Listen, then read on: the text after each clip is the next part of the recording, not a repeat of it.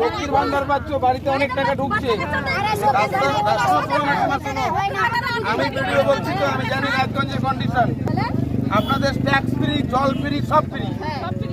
আপনারা লক্ষ্মীর ভান্ডার পাচ্ছেন, রাস্তাও আপনাদের হবে, ধৈর্য ধরতে হবে। দেখুন 14 বছর ধরে কিছু করেনি বলে এখন পালাই যাচ্ছে, লোককে ঘুষ দিয়ে ভোটে জেতার চেষ্টা করছে। এটা কারো কোনো কাজ হবে না। 10 লাখ টাকা করে দেয়া হয়েছে, ওখান থেকে তৃণমূলের লোকেরা লুটে পুটে কাটমানি খাবে, আর সেই টাকার একটা অংশ ভোটের সময় মদ আর মুরগি এই দেওয়ার কাজে ব্যবহৃত হবে। আর কোনো কাজ নেই, কিচ্ছু হবে না। পুরোটাই লোন। রাজ্য সরকারের ইনকাম কোথায়? মদ ছাড়া তো কোনো ইনকাম নেই। মুখ্যমন্ত্রী বলতে পারছেন না, তাই নাহলে ক্যামেরার সামনে উনি বলতেন আরো বেশি বেশি করে মদ খান। একসময় বলেছিলেন না যে বেশি বেশি করে সিগারেট খান, বলতে পারছেন না, ওটাই বলতেন বেশি বেশি করে মদ খান। ফলে ভাড়া শূন্য, সম্পূর্ণভাবে শূন্য। 8,000 কোটি টাকা জোগাড় করতে পারবে না। 80,000 বুথ আছে এই রাজ্যে।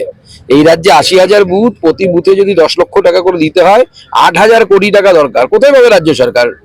ভাড়ের মা ভবানী, রাজ্য সরকার টাকা নেই। কেন্দ্র সরকার লোনের যে ছাড়পত্র হয়, FRBM বলে, সেই FRBM এ ছাড় দেওয়ার জন্য বাজার থেকে লোন তুলতে পারছে, কেন্দ্র সরকারের কাছ থেকে লোন তুলতে পারছে রাজ্য সরকার। রাজ্যের ইনকাম নেই তো, ইনকাম শূন্য।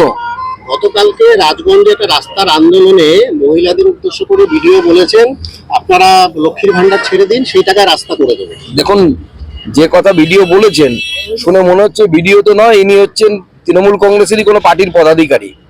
ওনাকে উচিত তৃণমূলের ঝান্ডা হাতে নিয়ে, গলায় তৃণমূলের লাগিয়ে, পতাকা লাগিয়ে, উত্তরীয় লাগিয়ে ঘুরে বেড়ানো উচিত।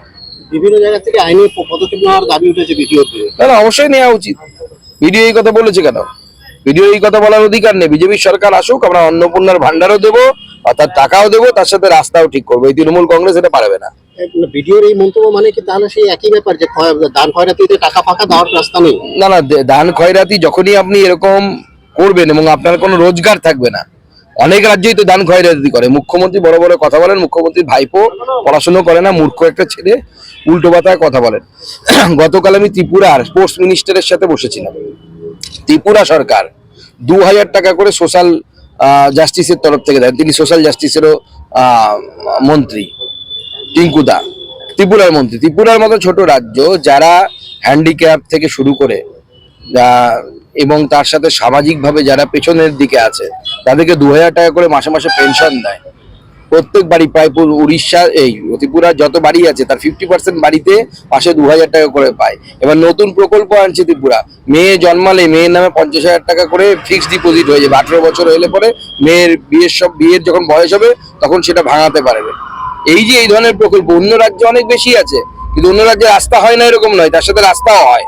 আমাদের রাজ্যের সমস্যা হচ্ছে শুধু দান ধ্যান হচ্ছে, রাস্তা আর ঘাট হচ্ছে না কিছু। এই রাজ্যে এসআইআর হবে? নির্বাচন কমিশনের কাজ এসআইআর করা, অবশ্যই হবে, কেন হবে না? এই রাজ্য কি পাকিস্তান হয়ে গেছে যেখানে হবে না? ভারতবর্ষে যদি এসআইআর হয় এখানেও হবে। মুখ্যমন্ত্রী কে? তুমি কে? মুখ্যমন্ত্রী কি করার আছে?